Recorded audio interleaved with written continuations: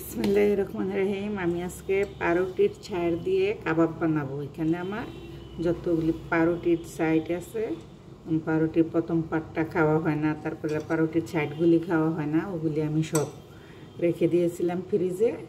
এখন আমি এগুলি পানিতে দিয়ে একটা খোলায় নিয়েছি। পানিতে দিয়ে শুধু খালি একটু চেপে এভাবে পানিটা ফেলে দিয়ে নিয়েছি। এখন আমি এটা মিশিংয়ে করে নিব। সবগুলি পাউরুটির সাইড আমি পানিতে ভিজাইয়া চিপে কসলায় আমি নিয়েছি, ভালোভাবে কসলায় মাখাই নিয়েছি। এখন আমার এখানে আমি একটা মুরগির একটা বোক সিদ্ধ করে নিয়েছি। বোকটাকে আমি এখন ছাড়াই নেব। বোকটাকে আমি এভাবে পুরো মুরগির বোকটাকে এভাবে ছাড়াই নেব। এখন আমার কাবাবটাতে যা যা লাগবে, এই যে এখানে আমি একটা মুরগির বোক সিদ্ধ করে নিয়েছিলাম।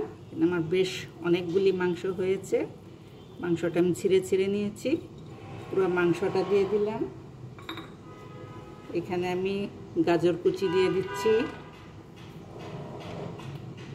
দিচ্ছি ধনিয়া পাতা, পেঁয়াজ কুচি, কাঁচামরিচ কুচি,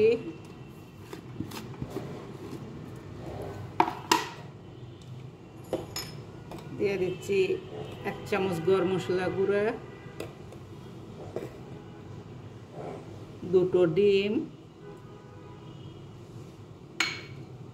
এখানে দিয়ে দিচ্ছি আমি কতটুকু লাচ্ছা সেমাই। লাচ্ছা সেমাইটা দিলে জিনিসটা অনেক মচমচে হবে। দিয়ে দিচ্ছি কতটুকু লাচ্ছা সেমাই,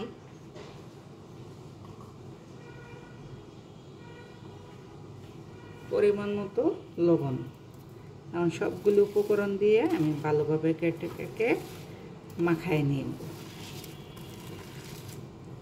তার সাথে দিয়ে দিব আমি অল্প পরিমাণে সয়াবিন তেল, বেশি না, অল্প সয়াবিন তেল আমি হাতে করে দিয়ে দিচ্ছি। আমি কাবাবটা চুলায় তেলে ফ্রাই করব না, আমি এটাকে এয়ার ফ্রায়ারে দিয়ে ফ্রাই করব, যার জন্য আমার কোনো তেল ব্যবহার করা হবে না।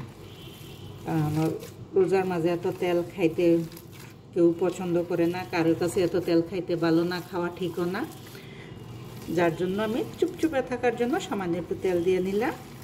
আমি এটাকে যখন বানায় ভাজবো তখন এয়ার ফ্রায়ারে করবো, ভাজাটা অনেক সুন্দর হবো। আমি যখন ভাজবো সেটাও আপনাদেরকে দেখাই দেবো এয়ার ফ্রায়ারে যখন করব। মাশাআল্লাহ, আমার এখানে অনেকগুলি কাবাব হয়েছে। এখন আমার বানানো হয় না, আমি সবগুলি একসাথে সাইজ করে নিলাম। এখন আমি বসে সবগুলি বানাবো। মাশাআল্লাহ, অনেকগুলি হয়েছে। এখানে আমি বেশ কিছু পনির নিয়ে নিয়েছি। এই যে পনিরটা আমি কাবাবটা এভাবে ছড়াই এটার ভিতরে পনিরটা দিয়ে দেব, দিয়ে জাস্ট এই যে আপনারা গোল করে চাইলে গোল করেও বানাইতে পারেন, লম্বা চাইলে লম্বাও রাখতে পারেন। আমি একটু লম্বাই রাখছি।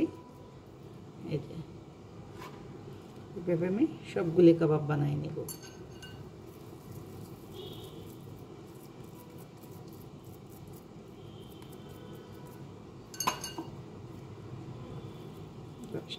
এভাবে দিয়ে হয়ে গেল।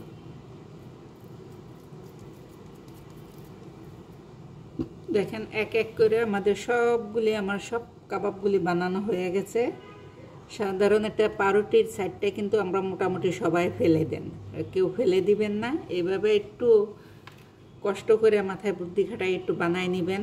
খাইতে এটা এত বেশি মজা হয়, বিশ্বাস করবেন না, খুব মচমচা হয়, অনেক মজা হয় খাইতে। একবার চেষ্টা করে দেখেন, এটা আপনার মাংসর কাবাবকে হার মানাবে, এত মজা হয় এটা খাইতে, খুবই ভালো হয়।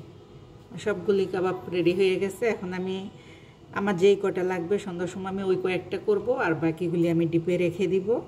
তারপরে যখন কাবাবগুলি শক্ত হয়ে যাব, একটা প্যাকেটে করে ফ্রিজে রেখে দিব। যখন যা দরকার পড়ব তখন আমি বের করে বেজে নিব।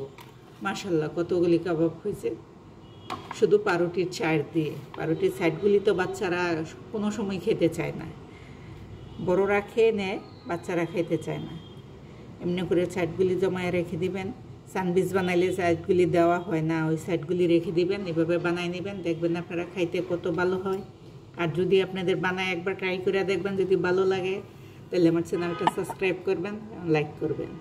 আল্লাহ হাফেজ।